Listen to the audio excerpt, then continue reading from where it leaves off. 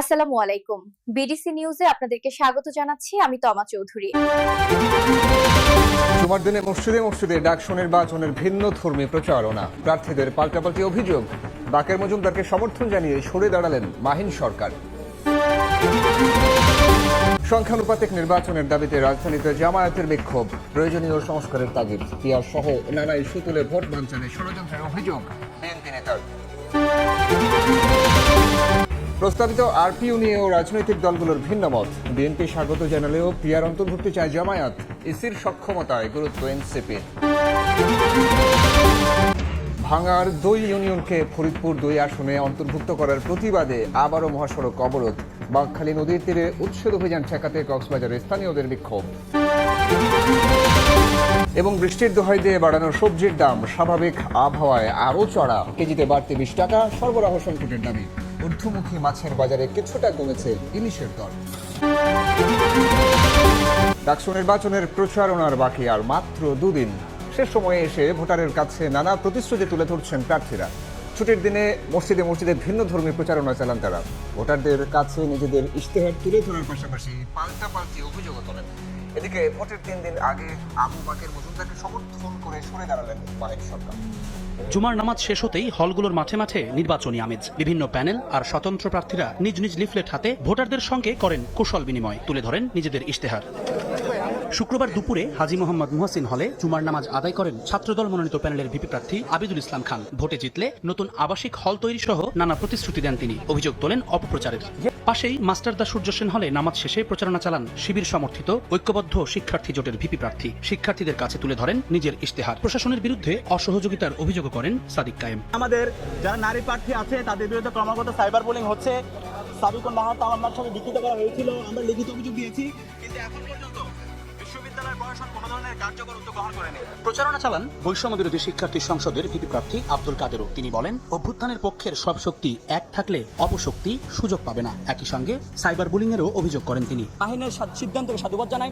আমরা মনে করি গণ অভ্যুত্থানের শক্তি এক থাকলে গণ অভ্যুত্থান যে অপশক্তি আছে তারা আর কোনো সুযোগ পাবে না। এর আগে প্রতিদ্বন্দ্বী বৈষম্য বিরোধী শিক্ষার্থী সংসদের জিএস প্রার্থী আবু বাকের মজুমদারকে সমর্থন জানান সমন্বিত শিক্ষার্থী সংসদের জিএস প্রার্থী মাহিন সরকার। সকালে মধুর ক্যান্টিনে সংবাদ সম্মেলনে এই ঘোষণা দেন তিনি। প্রার্থিতা প্রত্যাহারের কোনো সুযোগ নেই, সেহেতু প্রার্থীর তালিকায় মাহিন সরকারের নাম থাকবে। পিয়ার পদ্ধতিতে নির্বাচন ও ভোটের আগে প্রয়োজনীয় সংস্কারের দাবিতে রাজধানীতে বিক্ষোভ মিছিল করেছে জামায়াত ইসলামী। এ সময় নূরের উপর হামলাকারীদের বিচার দাবি করেন নেতারা।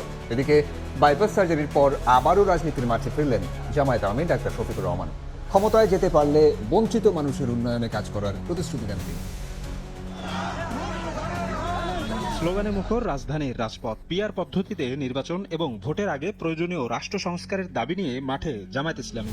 জাতীয় প্রেস ক্লাব থেকে শুরু হয়ে বিক্ষোভ মিছিলটি রাজধানীর গুরুত্বপূর্ণ সড়ক ঘুরে শাহবাগে গিয়ে শেষ হয়। এ সময় গণ অধিকার পরিষদ সভাপতি নুরুল হক নূরের ওপর হামলায় জড়িতদের বিচার দাবি করেন নেতারা।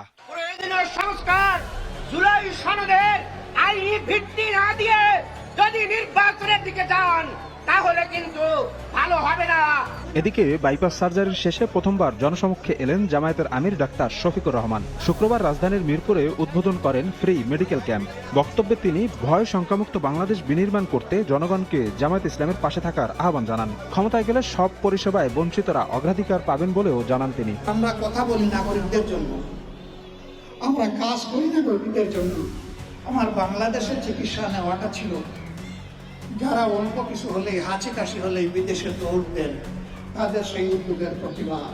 ভাই বন্ধু, মা বোন মেয়ে সত্যিই যদি ভয়মুক্ত সংখ্যামুক্ত একটি মায়াবী মানবিক বাংলাদেশ চান, অতীত যা হয়েছে হয়েছে, কিন্তু ভবিষ্যতে আমরা জেনে বুঝে নিজেদের কপাল এবং কিসমতের সিদ্ধান্ত নিচ্ছি। আগামীতে তার দলের যারা নির্বাচিত হবেন তারা সরকারি কোনো অতিরিক্ত সুবিধা গ্রহণ করবেন না বলেও জানান জামায়াত আমির। নির্বাচন বানচালে পিয়ারের দাবি সহ নানামুখী ষড়যন্ত্র চালাচ্ছে কোনো রাজনৈতিক দল, এমন অভিযোগ করেছেন বিএনপি চেয়ারপারসনের উপদেষ্টা জয়নুল আবদিন ফারুক। শুক্রবার সকালে জাতীয় প্রেস ক্লাবে বিএনপির 47তম প্রতিষ্ঠা বার্ষিকী উপলক্ষে এক আলোচনা সভায় যোগ দিয়ে এই অভিযোগ করেন তিনি। বলেন, যারা পিয়ার পদ্ধতি ছাড়া নির্বাচনে যাবে না তাদের রাজনৈতিক কৌশল পরিবর্তন করতে হবে।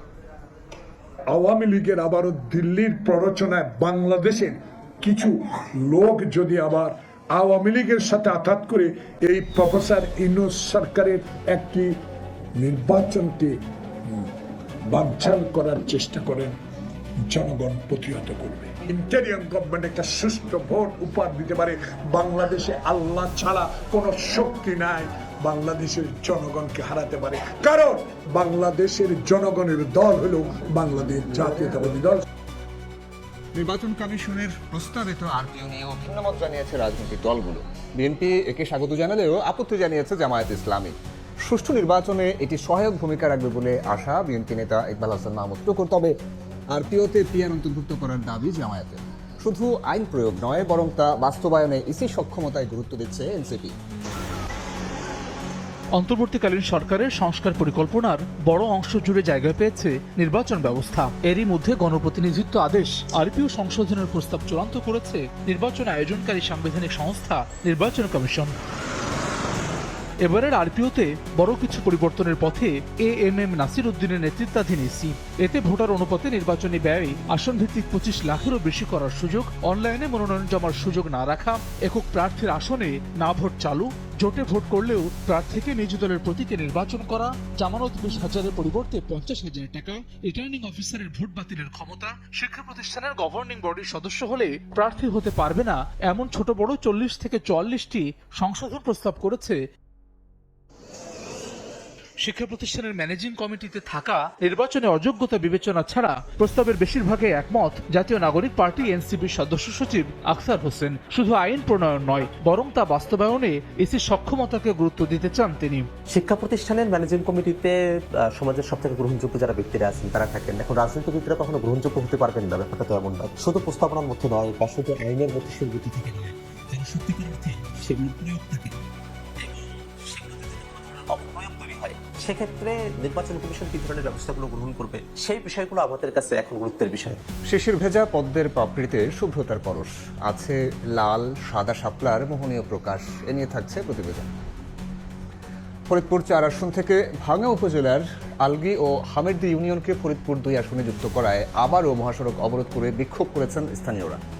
সকালে ঢাকা বরিশাল মহাসড়কের পুকুরিয়া ও হামিরদি বাসস্ট্যান্ড এবং ঢাকা খুলনা মহাসড়কের সুয়াদি ও আলগি বাসস্ট্যান্ড এলাকায় সড়ক অবরোধ করা হয়। যান চলাচল বন্ধ হয়ে ভোগান্তিতে পড়েন যাত্রীরা। 3 দিনের মধ্যে পুনরায় গেজেট প্রকাশ করা না হলে কঠোর আন্দোলনে নামার হুঁশিয়ারি দেন তারা। পরে অবরোধ তুলে নিলে স্বাভাবিক হয় যান চলাচল। এদিকে বিকেলে আবার ভাঙা গোলচত্বর এলাকায় সড়ক অবরোধ করে বিক্ষোভ করেন স্থানীয়রা। নির্বাচন কমিশন প্রকাশিত গেজেটে ফরিদপুর 4 আসনের ভাঙ্গা উপজেলার আলগি ও হামিরদি ইউনিয়নকে ফরিদপুর 2 আসনের অন্তর্ভুক্ত করা হয়। কক্সবাজারের বাঁকখালী নদীর তীরে অবৈধ স্থাপনা উচ্ছেদ অভিযান ঠেকাতে বিভিন্ন স্থানীয়রা বিক্ষোভ করেছেন। সকালে বিমানবন্দর সড়কে নেমে আসে শত শত মানুষ। টায়ারে আগুন জ্বালিয়ে 4 রাস্তার মোড়ে ব্যারিকেড দেন তারা। পরে বাধার মুখে পিছু হটে বিআইডব্লিউটির কর্মকর্তারা। 2 ঘন্টা পর বিমানবন্দর সড়কে স্বাভাবিক হয় যান চলাচল।